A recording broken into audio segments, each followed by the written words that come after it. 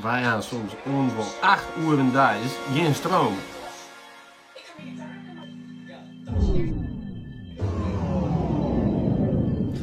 Wat? Mijn stroom valt uit. En mijn telefoon ik. Hoe groot is die kans?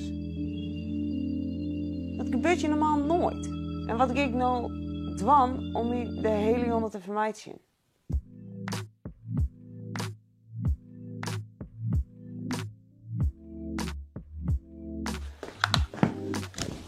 Ik voel nog een powerbank. Maar je ziet, ik word echt schreeuwend gek hier.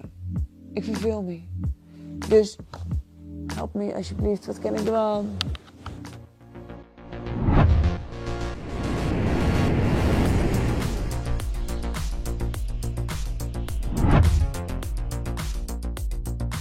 Zo Jennifer, dat gebeurt bij u voor gauw is.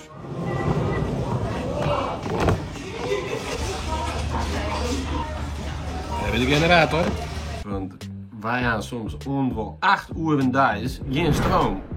En dat heet bij u loadshedding. Wat doen we dan? Kerst gewoon, mijn gas wat intensieren, we moeten verzorgen dat dus de powerbanks vol binnen. Het houdt wat in. Tja, dan ben we hier bijvoorbeeld in een winkel. Daar hebben ze geen generator, maar dan is het heel donker. Bijvoorbeeld van die jachten met batterijen erin. Zodat je nog wat zien kan. Het is hier pikke nacht, joh. Dat is gewoon een machine. Dan dacht je. Nou, ik kies net mijn pasje betalen, maar dan kies natuurlijk altijd mijn contantgeld betalen. Dat is verkeerde maat, joh. Maar er zijn wel winkels die gingen gewoon dicht, want een heleboel dingen die doen het net. Ja, en zodat we het jacht ook een beetje houden kunnen, dan kippen we jachten. Zoals deze.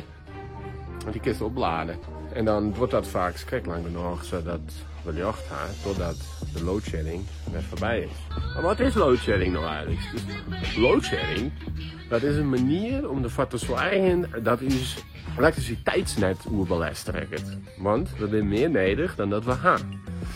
Dus om ervoor te zorgen dat het niet genoeg stroom had, zodat we de boel aanhouden kunnen, gaan we om de beurten de stroom uit. Dus bijvoorbeeld Dokkum had nou wel stroom, maar jou het nou net. En daarna is Dokkum weer aan de beurt en dan is jou het weer aan de beurt.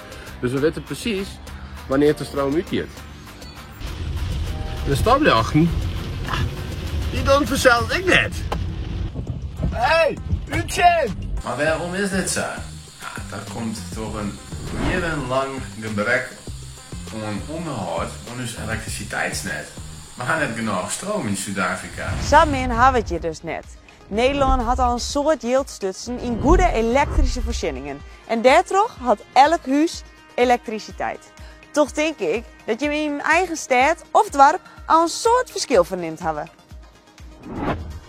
Tadaa! Zonnepaneel op het dak. En dat zorgt ervoor dat huizen hun eigen energie opwekken kunnen. En als er dan ook nog een accu bij hast, dan zit misschien geen les meer hebben van stroomstoringen. Met deze app weten we precies wanneer de stroom er al gaat. Dus, zo weten we bijvoorbeeld dat de stroom er op jouw uur aangegaan is en dat er ongeveer om jouw persoon weer rondkomt. Hoe maak je mensen dan nog wat van hun dag? Een kerstboom bijvoorbeeld, waar mensen gaan generatoren, zonnepanelen op het dak, krijgt zoals in Friesland. Dus wij gaan een batterij met bloot de wifi aan, zodat we volop internet kunnen. Wat dus dan als het jongens 8 uur is? Boekje lezen, misschien mijn kerstboom en dan maar een kwartier wachten naar bed. Lekker sliepen. Stadig gewoon zullen de energievoorzieningen beter worden. Want zonnepanelen worden brood wie het heel veel goedkoper. Hoeveel zonnepanelen is het er bij Dijnenstrut eigenlijk al op het dak?